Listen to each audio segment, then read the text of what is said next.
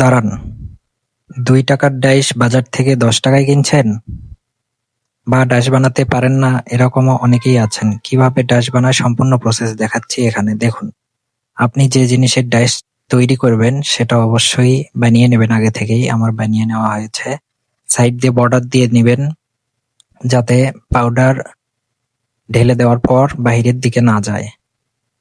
Border দেওয়ার পরে আপনার প্লাস্টার পাউডারটাকে অবশ্যই কখন কি পরিমাণে তরল করতে হবে সেটা অবশ্যই ধারণা থাকতে হবে। প্রথমবার একদম পাতলা করে দিতে হবে যাতে সবগুলো ছাঁচের যে মুখের ডিজাইন সেগুলো যাতে স্পষ্টভাবে ওঠে। এবং তারপর অবশ্যই পাতলাটা দেওয়ার পর একটু ভারীটা দিতে হবে যাতে একটু দ্রুত জমে আসে। তারপর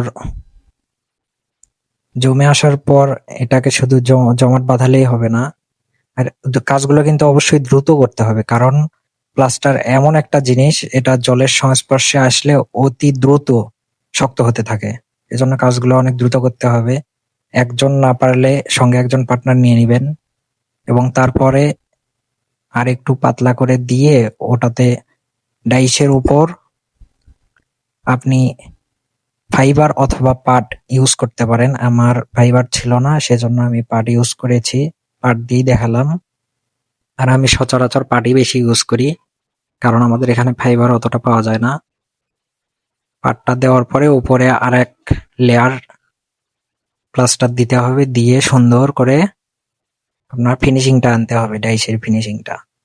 এবং আনার পরে এটা তো বানাতে বানাতেই শুকিয়ে যায় আর শক্তও হয়ে যায়।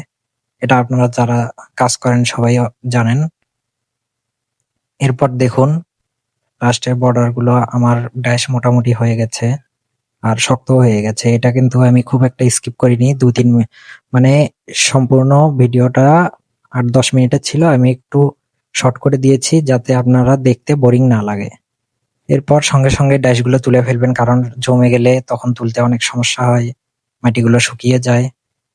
আপনারা দেখতেই পাচ্ছেন আমি ডাইস করার পরপরই ডাইসগুলো ক্লিয়ার করতে শুরু করেছি। আর এই যে ভিতরের মাটিগুলো সঙ্গে সঙ্গে বের করে দিবেন, কারণ শক্ত হয়ে গেলে বের করতে সমস্যা হবে বা ডিজাইন ভেঙে যাবে। আর এখনো খুব সহজেই উঠে আসতেছে। আর মুখের ডাইস করাও তো দেখিয়ে দিলাম একদম। আমার এখানে হাত পা সবকিছুরই ডাইস করেছি। আমার নতুন করে কাস্টমাইজ করে ডাইসগুলো করেছি যাতে লাগানোতে কোনো সমস্যা না হয়। আর মাথার যে ডাইসটা ছিল ওটাও এখন উঠাচ্ছি। দেখুন কতটা স্মুথ এবং ফিনিশিং, দোকানের ডাইসের মতোই হবে, বা আপনারা যে সাইট মার্কেট থেকে কেনেন তার চাইতে ভালো ফিনিশিং ইচ্ছে করলেই নিয়ে আসতে পারবেন। ডাইসটা দেখানোর পরে দেখুন এই যে এরকম হলো। তো বন্ধুরা, এরকম ডাইস বানানো যাদের কাছে কঠিন লাগতো তাদের কাছে আর কঠিন লাগবে না, এই ভিডিওটি দেখলে তোমরা বানাতে পারবে। আর এরকম ভিডিও দেখার জন্য অবশ্যই আমার চ্যানেলটিকে সাবস্ক্রাইব করো। যারা ফেসবুক থেকে দেখতেছো পেজ থেকে, তারা আমার পেজটাকে ফলো করে দাও। আর এর পরবর্তীতে কি ভিডিও নিয়ে আসবো তোমাদের জন্য সেটা কমেন্টে বলে দাও। আর সবাই ভালো থাকবে, সুস্থ থাকবে, আর আমাকে একটু সাপোর্ট দিবে, কারণ আমি নতুন।